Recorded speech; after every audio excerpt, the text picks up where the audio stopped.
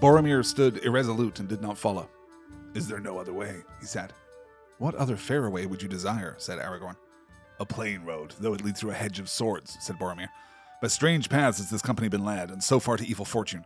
Against my will we passed under the shades of Moria, to our loss. And now we must enter the Golden Wood, you say, but of that perilous land we have heard in Gondor, and it is said that few come out who once go in, and of that few none have escaped unscathed. Say not unscathed, but if you say unchanged, then maybe you will speak the truth," said Aragorn. "But lore wanes in Gondor, Boromir, if in the city of those who once were wise they now speak evil of Lothlórien. Believe what you will, there is no other way for us, unless you would go back to Moria Gate, or scale the pathless mountains, or swim the great river all alone." "Then lead on," said Boromir. "But it is perilous." "Perilous indeed," said Aragorn. "Fair and perilous. But only evil need fear it, or those who bring some evil with them. Follow me." Welcome to Shire Reckoning. I'm Alistair Stevens. This week, the realm of the Lady Galadriel, the Dreamflower, the Valley of Gold, Lothlórien. The origins of Lothlórien can be found before the coming of the sun and the moon to Middle-earth, back in the days of the trees of Valinor, when the elves first wake under the starlit skies and are invited to come live with the Valar, as we discussed in last week's show, in fact. As I said, some of the elves go, some start to go and then get distracted, and some outright refuse the invitation. The Sylvan elves belong to the second group, beginning the journey toward the west, but hesitating when they reach the eastern side of the Misty Mountains. They wander south along the banks of the Great River into the Vale of Anduin. Some on the eastern side of the river go off into Greenwood the Great, later known as Mirkwood, and found the Woodland Realm. Some on the west side of the Anduin find a forest between the Gladden River in the north and the Limelight River in the south. They named their new home Lindorrenand, Vale of the Land of the Singers. They took for themselves the name Galadriel, meaning the Tree People. And there they live for, 5,000 years, through the end of the years of trees, the exile of the Noldor, the coming of the sun and the moon, the battles of Beleriand, and the war of Wrath, and the banishing of Melkor. After the war is over and Beleriand is ruined, some of the Sindar of Beleriand travel into the east. Among their number is Amdir, who travels to Lindorrenand with his son Amroth, and is given the position of king by the Galadrim around the same time that Oropher, father of Thranduil, another Sinda, takes the throne of the Woodland Realm on the other side of the river. Which is, on the one hand, it's a little strange that these Galadrim elves have been living happily the whole time, but then this random guy from the coast shows up with stories of a terrible war against Morgoth, and then casually takes the throne. But the Sindar of Doriath, while they aren't the full, complete, starry-eyed awesome of the elves who go to Valinor, are nonetheless, we're told, the most wise and skillful elves of Middle-earth, thanks to the rulership of King Thingol, who went to Valinor and saw the trees for himself, and his wife Melian, an actual demigoddess. So the greatness of the Sindar to the Galadrim is rather like the greatness of the Noldor, who actually lived in Valinor until certain unfortunate events, which we won't go into here, as the Noldor are compared to the Sindar.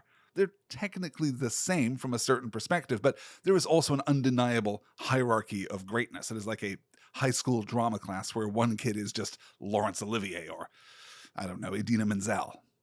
So Amdir takes the throne and rules wisely through the Second Age of Middle-earth. During the War of the Elves and Sauron in the middle of the age, right around 1700 of the Second Age, his son Amroth leads a Galadrim expedition to the aid of Elrond, without, unfortunately, much success. Mostly, though, the Galadrim of Lindorrenand live in peace and in plenty. At the end of the Second Age, Amdir answers the call of the High King Gil-galad to bring troops to the War of the Last Alliance, but rather than serve the High King directly, he joins his forces to the larger army of Oropher of the Woodland Realm. This army of largely Sylvan elves takes some heavy hits during the Battle of Dagorlad, and Amdir, along with half of his army, dies in the Dead Marshes, and the throne passes to his son, Amroth. The beginning of the Third Age, like the beginning of the Second, is largely peaceful. Amroth develops feelings for a Sylvan elf named Nimrodel, who has a real skepticism about the elves from the West. This is how Tolkien describes them in the Unfinished Tales. Quote, "For long years he had loved her, and taken no wife, since she would not wed with him. She loved him indeed, for he was beautiful even for one of the Eldar, and valiant and wise. But she was of the Sylvan elves, and regretted the incoming of the elves from the West, who, as she said, brought wars and destroyed the peace of old." End quote, which is a perspective, I think, that we can all understand. Nimrodel is a name that might be familiar to us because it is now the name of the river which flows from the Misty Mountains to join with the Silverlode before running through the southern reach of Lindorrenand itself. It has this name because, uncertain about the elves from the west, this is where Nimrodel chose to live. So Amroth and Nimrodel have this will they, won't they sparky kind of relationship, which is, as is so often the case, interrupted by the rousing of a Balrog in a nearby mine. This is 1980 of the Third Age, and Durin's Bane awakes deep beneath Khazad-dûm. The dwarves flee, and Nimrodel, now feeling even less secure, also runs away, though she only makes it as far as the edge of the Fangorn forest, which does not like her and will not permit her entrance.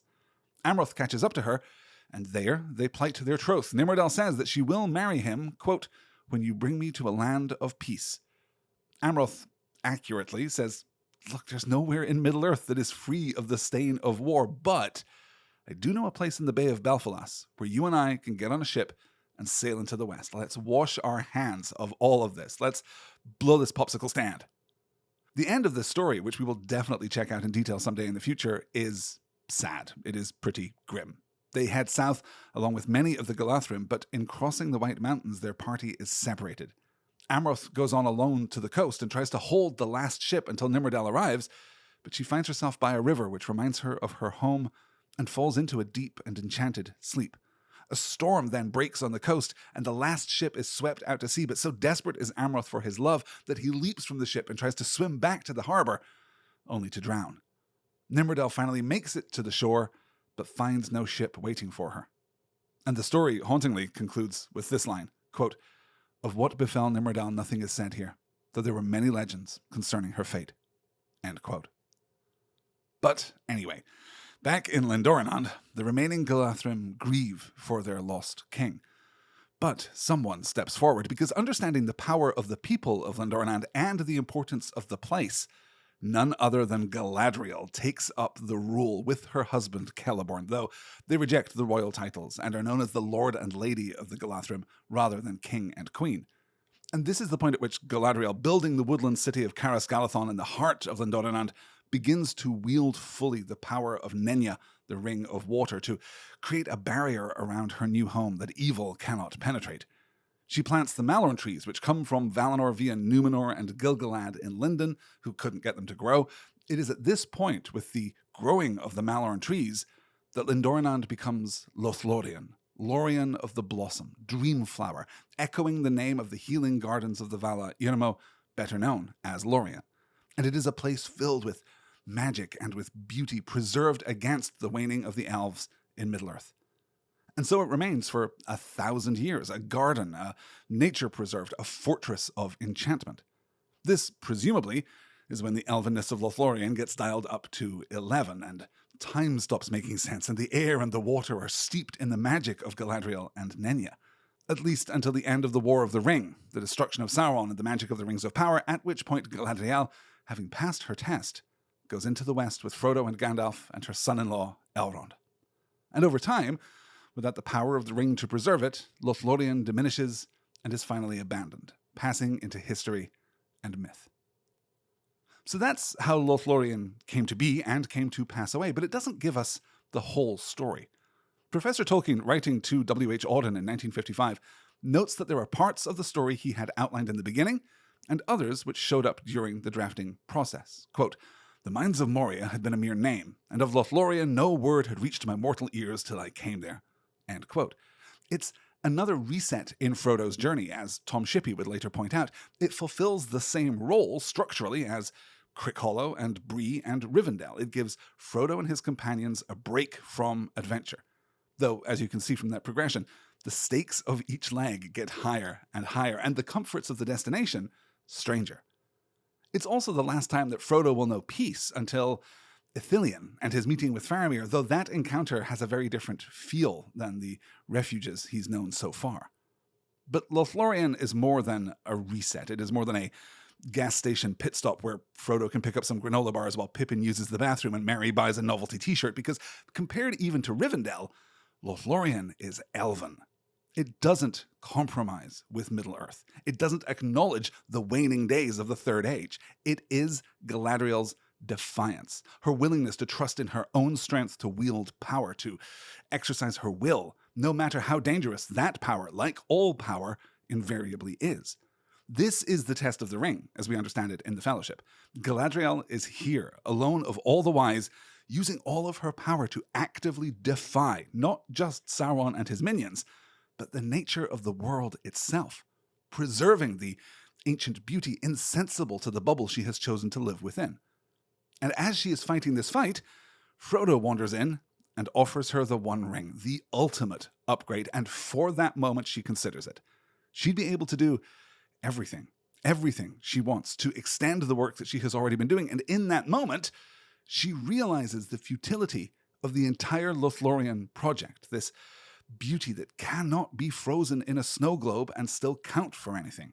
That what she's done is create a fiction of the elven world that cannot endure and that she has to let it pass. And what am I going to do? Not read this passage? Quote, "She lifted up her hand, and from the ring that she wore there issued a great light that illumined her alone and left all else dark. She stood before Frodo, seeming now tall beyond measurement and beautiful beyond enduring, terrible and worshipful. Then she let her hand fall, and the light faded, and suddenly she laughed again, and lo, she was shrunken, a slender elf woman, clad in simple white, whose gentle voice was soft and sad. 'I passed the test,' she said. 'I will diminish, and go into the west, and remain Galadriel.'" End quote. All of which invites us to speculate about the nature of Lothlórien, particularly in comparison with other parts of Middle-earth and beyond. How much like Valinor is Lothlórien? How much like Doriath and Beleriand? How does time work in those places? Is it the same disorienting, bewildering experience to those unaccustomed to it? Can we imagine Frodo arriving at last in the ultimate west, getting down from the ship and beholding Valinor, beholding the continent of Aman, and turning to look at Galadriel and giving her a thumbs up? Yeah, I get what you were going for. Good job. We can't, of course, be sure, but we can certainly see a qualitative difference between Lothlórien and the most direct points of comparison, including the woodland realm of Thranduil. How much does Lothlórien inherit from King Thingol's realm of Doriath? How does Lothlórien differ from Rivendell? Do we have enough fuel for speculation? Well, parenthetically, yes, because we're mindful of the timeline of Tolkien's life. Doriath is both the direct inspiration of the woodland realm in Mirkwood. Thranduil, early in drafting The Hobbit, is just a transposed Thingol, right, complete with a grudge against the dwarves. Rivendell, similarly, borrows elements from the earlier Legendarium, but is deliberately conceived as a Hobbit-friendly, Shire-friendly, child-friendly, accessible compromise. Lothlórien, as is indicated by Tolkien's account of discovering it all at once during the writing process, is the only elven residence that is exclusive to the Lord of the Rings.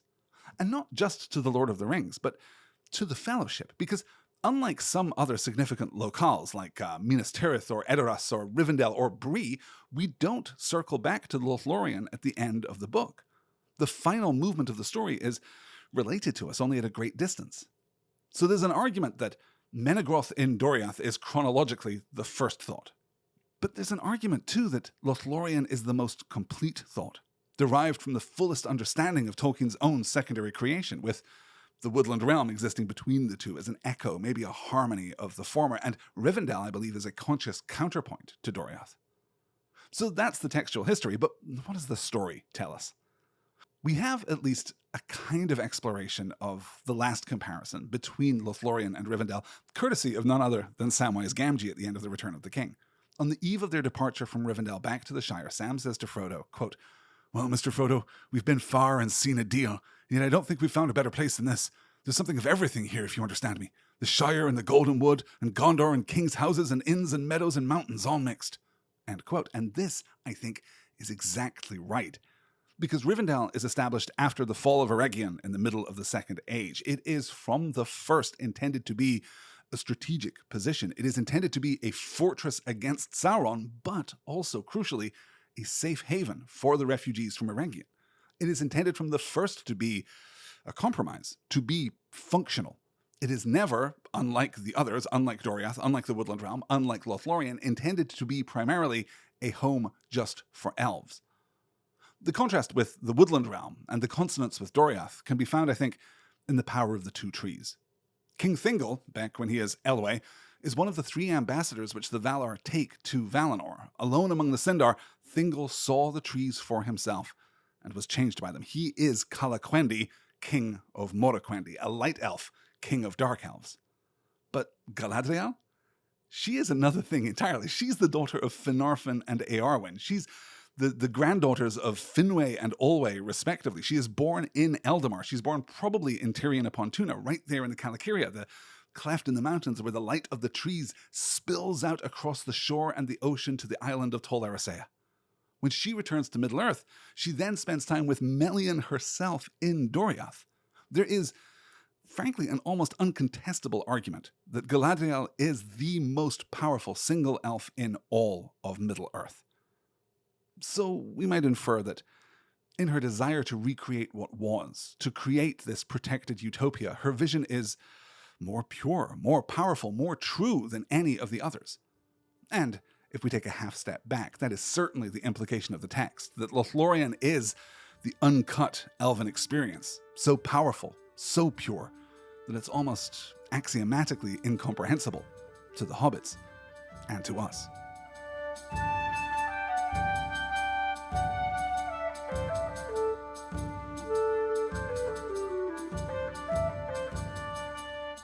This week's listener question comes to us from Sarah, who writes, quote, "I've been told that if Shakespeare were living today, he'd be writing soap operas. If Tolkien were living today, what kind of stories do you think he would be writing?" Sarah, thank you for getting in touch and for your kind words attached to that excellent question. The often repeated idea that Shakespeare would be writing soap operas is, I think, based on 2 things. The first is that soap operas, modern soap operas, leverage theatrical, melodramatic cues to communicate character to the audience, right? These characters may not turn and deliver a monologue like Iago directly to the audience, but the enormity of the gestures, the dialogue, the music, the camera moves, everything communicates clear intent. Everything is theatrical, with the dials turned all the way up. The second is that Shakespeare was, apparently by both taste and economic necessity, a shameless popularist. He would write the most popular stuff he could, and when he took breaks from writing popular stuff, he wrote propaganda to get the state off his back so that he could write more popular stuff.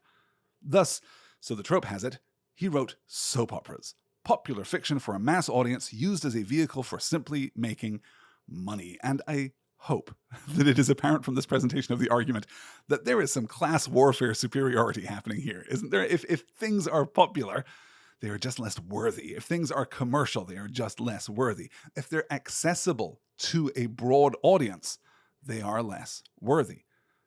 Shakespeare is popular. Let me put my flag right here in the ground, in very well-trodden ground at that. Shakespeare is popular because he is one of the greatest writers in the history of the English language. But because he's popular, he's often dismissed or challenged or denigrated by people who want to demonstrate their own social superiority or superiority of taste. And the truth is, of course, that Shakespeare wouldn't be writing soap operas in 2025 because who is writing soap operas in 2025?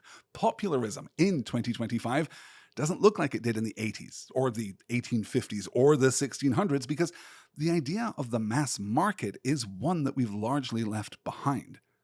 So if Shakespeare were alive today, I imagine he'd be pursuing the most populist course. I imagine he'd be writing the kind of prestige TV that runs the board at the Emmys every year. It is accessible enough to be popular, but smart enough to be engaging.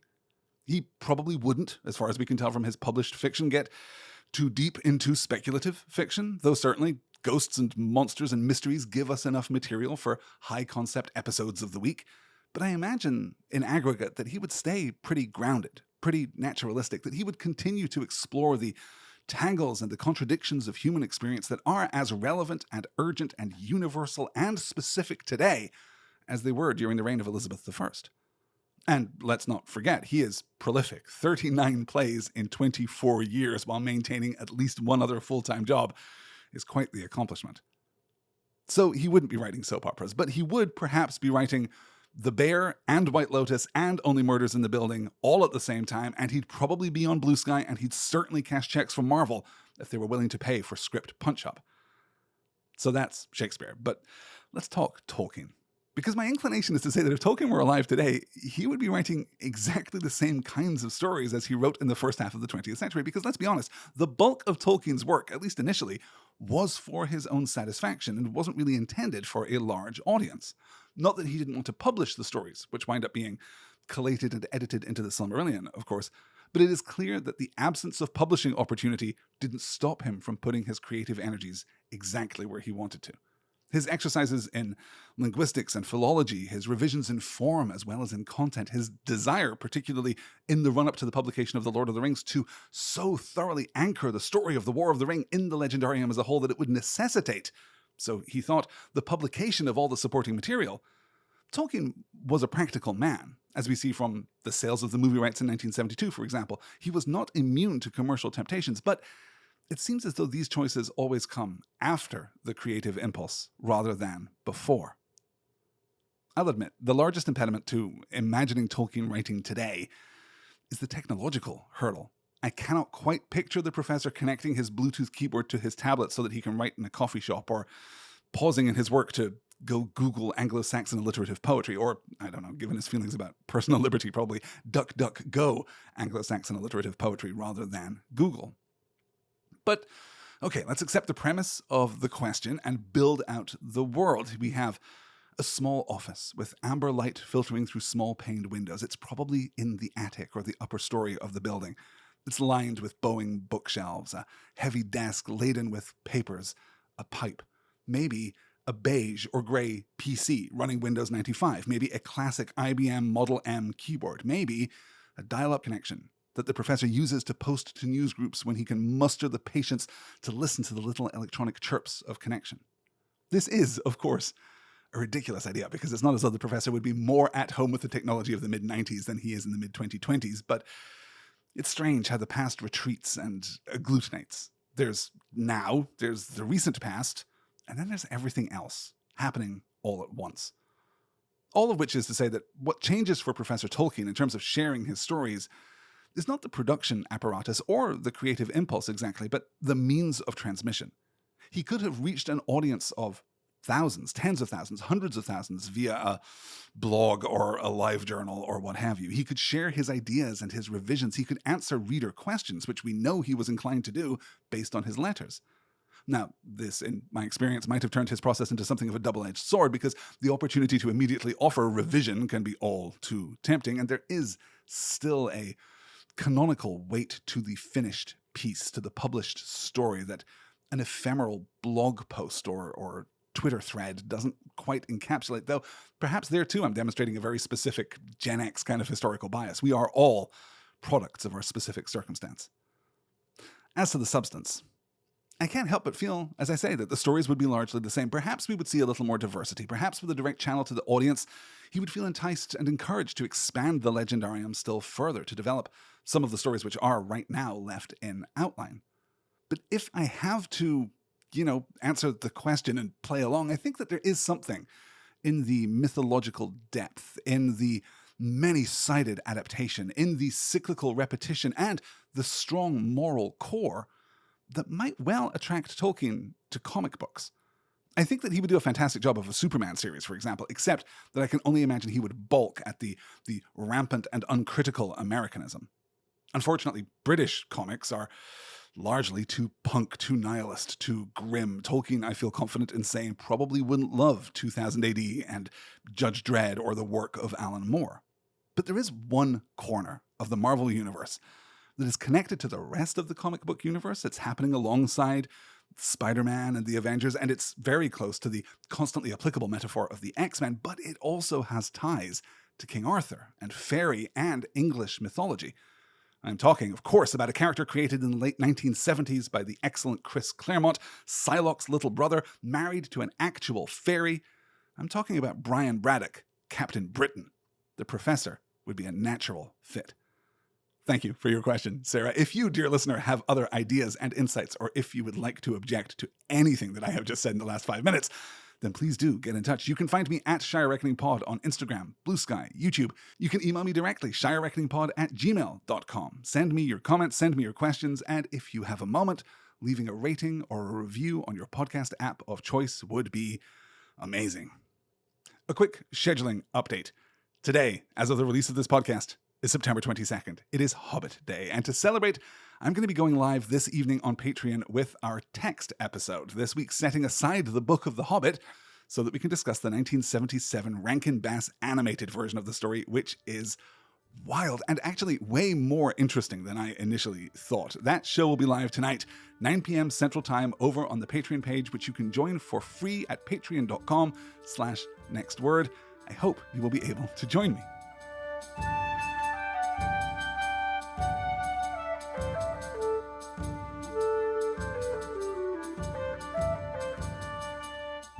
It is a huge week for our almanacs, both real and fictional.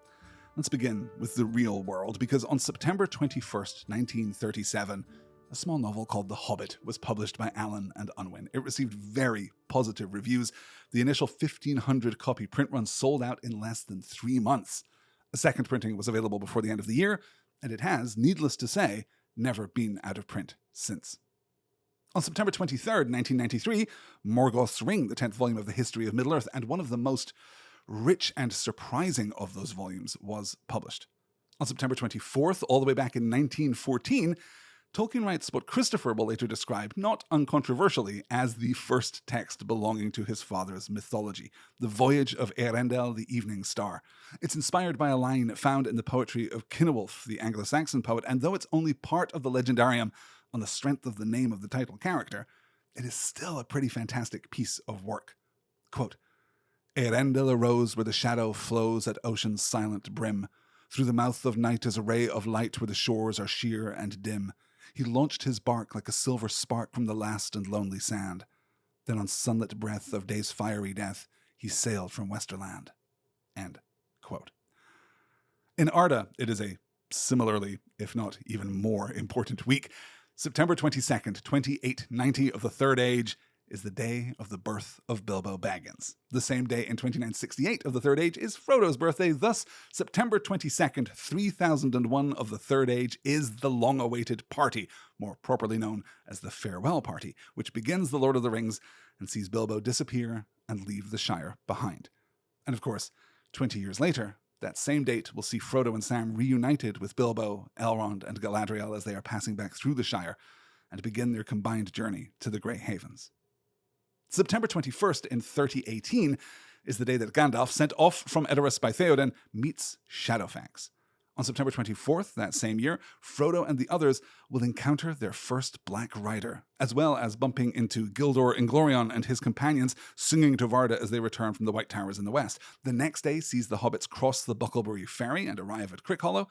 Then on the 26th, they leave Crickhollow, enter the Old Forest, run afoul of Old Man Willow, and are rescued by Tom Bombadil. The next night, staying with Bombadil, Frodo puts on the One Ring for the first time, though Bombadil, of course, sees through it immediately. And so our journey is underway. Great forces are moving. Don't miss next week's show for, well, arguably two of the most significant events in the entirety of The Lord of the Rings. This week in scholarship, well, I guess technically the first thing is more of a this week and mostly unrelated, but still very welcome news. The fabulous Sean Astin has been elected to be the new president of SAG-AFTRA. Unions have never been more important, and it is great to see his energy, his enthusiasm, his positivity, and his resolution heading into what is sure to be a raucous few years. I was very glad this week to catch up with a paper from last year by Christine Larson, entitled, brilliantly, A Fear of Anything Large and Alive and Not Easily Tamed or Destroyed, Kaiju, in The Lord of the Rings, in which Larson establishes The Lord of the Rings as contemporaneous with the beginnings of the kaiju movement in Japan, and thus explores the significance and the metaphorical power of the Watcher in the Water and Shelob and even the stone giants in The Hobbit as filtered through the creative adaptational vision of Peter Jackson. That might sound like a very specific and somewhat obscure collection of things to smash together, but it is a fascinating paper, highly recommended. The link is in the show notes. I was similarly glad to read, after, I should say, I worked up my notes for the first part of this episode, because that is always how these things work out, but I was similarly glad to read Alexander Retach's paper, The Inconsistencies of Galadriel, the Influence of Urlar Legendarium in The Lord of the Rings, from Mythlore. It's a really great expansion on what I said earlier about Galadriel showing up so late in the process and then having to be discovered, inserted, backported into the Legendarium. It's a really nice piece of work, also well worth a read, as is Matthew Thompson Handel's paper, No Ragnarok, No Armageddon, Pagan and Christian Interpretations of the Lord of the Rings, which builds off of Professor Verlin Flieger's 2014 article, But What Did He Really Mean? Which I think is great, but left me very much with the conviction that I need to go and reread the Flieger, because it's been many years, and then try this paper again. If you have read your Flieger more recently than I, as you ought, then you might be in exactly the right place for Thompson Handel's work. And that is going to do it for this episode of Shire Reckoning. Happy Hobbit Day, everyone, and I hope you'll be able to join me this evening, patreon.com/nextword, for this week's live discussion show focused on that 1977 Rankin Bass animated movie. It's going to get weird. Thank you all so much for listening and for your incredible support. Until next time, Aure Enteluva.